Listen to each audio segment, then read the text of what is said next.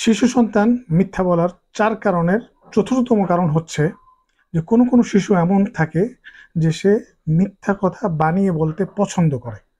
সে অকারণেই একটা মিথ্যা কথা বানিয়ে বলল এবং এটা করে সে মজাও পায়।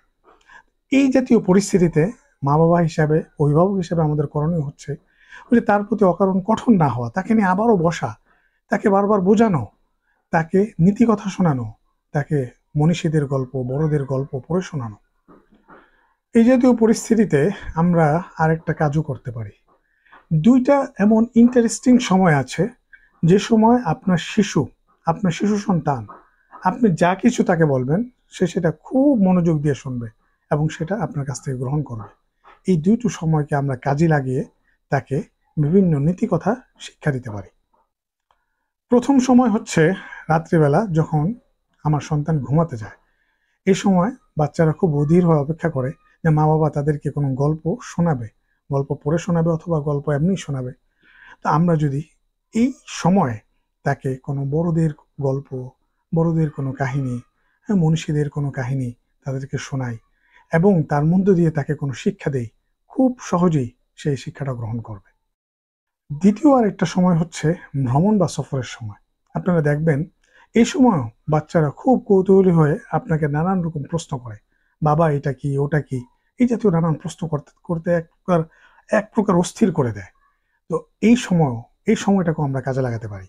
আমরা তার এই প্রশ্নের সুযোগে উত্তরের ভিতর দিয়ে আমাদের যে মেসেজটা, যে শিক্ষাটা তাকে দেওয়া দরকার সেটা আমরা তাকে দিয়ে দিতে পারি। এবার আমি আপনাদেরকে এমন ২ টা স্পেশাল ট্রিক্স বা কৌশলের কথা বলবো যার মাধ্যমে আমরা খুব সহজে আমাদের সন্তানদের থেকে মিথ্যা বলার প্রবণতাকে দূর করতে পারবো ইনশাআল্লাহ। ১ নাম্বার ট্রিক্স হচ্ছে, অভিজ্ঞ মনোবিদরা বলেন যে ৬ বছর বয়সের পর থেকে শিশুদের সুপার ইগোর বিকাশ ঘটে। এই সময় থেকে নিয়ে শিশুরা সত্য মিথ্যা, ভালো মন্দ এবং কল্পনা বাস্তবের মধ্যকার পার্থক্য বুঝতে শিখে যায়। আমরা সে সময় থেকে বাচ্চাদেরকে নানান রকম নীতি কথা, ওই যে বড়দের গল্প, মনীষাদের গল্প এগুলো পড়ে শোনাবো। এই সময় বাচ্চা খুব সহজেই আমাদের মেসেজ বা আমাদের শিক্ষাটা গ্রহণ করতে পারবে। দ্বিতীয় কৌশলটা একজন মুসলমান বা মুমিনের জন্য খুবই দরকারি এবং খুবই গুরুত্বপূর্ণ। প্রিয় ভাই বোনেরা আমার, একজন মুসলমান বা মুমিনের জন্য খুব দামি এবং খুব কার্যকরী একটা হাতিয়ার হচ্ছে দোয়া। আমরা আমাদের সন্তানদের জন্য এই হাতিয়ার ব্যবহার করাকে ভুলে যাই। আমরা আমাদের সন্তানদের জন্য দোয়া করতে একেবারেই মনে থাকে না। আমরা ৯ ভাই বোন। একদিন আমি আমার আম্মাকে প্রশ্ন করেছিলাম যে আম্মা, আপনি আমাদেরকে কিভাবে বড় করেছেন? তখন আম্মা একটা ইন্টারেস্টিং উত্তর দিয়েছিলেন। আম্মা বলেছিলেন যে দোয়া আর সদকার মাধ্যমে। তো বলেছেন যে এখনো তোরা বড় হয়ে গেছিস, এখনো আমি প্রতিদিন তোরা যাতে মানুষের মতো মানুষ হতে পারিস, আদর্শবান মানুষ হিসাবে থাকতে পারিস, সেজন্য প্রতিদিন ২ রাকাত নামাজ পড়ে সদকা করে প্রতিদিন তোদের জন্য এখনো আমি দোয়া করে যাই।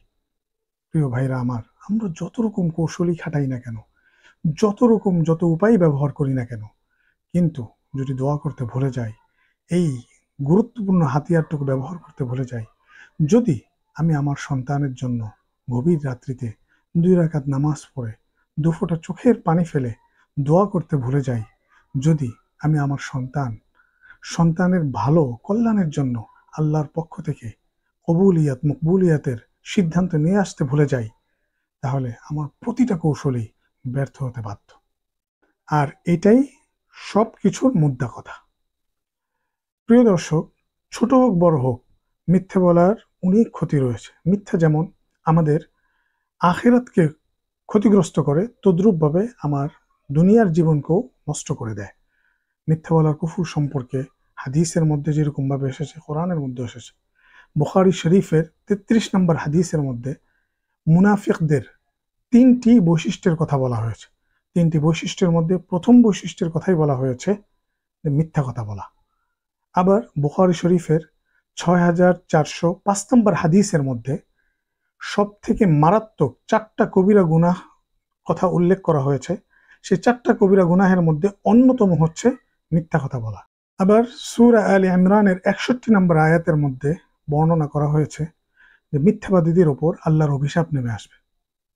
কোনো মা বাবাই চায় না যে তার সন্তান মুনাফিকের বৈশিষ্ট্য ধারণ করুক, তার সন্তান মারাত্মক কোনো কবিরা গুনায় লিপ্ত হোক, অথবা তার সন্তানের ওপর, স্নেহ সন্তানের ওপর আল্লাহর অভিশাপ নেমে আসুক।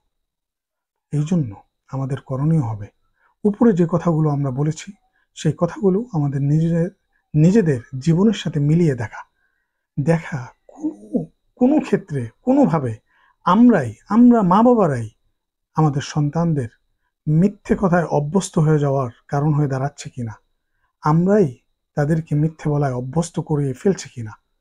যদি বিষয়টা আমরা দেখতে পাই যে আমাদের মধ্যেই সমস্যা রয়ে গেছে, তাহলে আমাদের নিজেদেরকে সংশোধন করতে হবে, নিজেদেরকে ঠিক করতে হবে। তাহলেই আমরা আমাদের সন্তানদেরকে মিথ্যে বলার এই ভয়াবহ ব্যাধি থেকে রক্ষা করতে পারবো ইনশাআল্লাহ।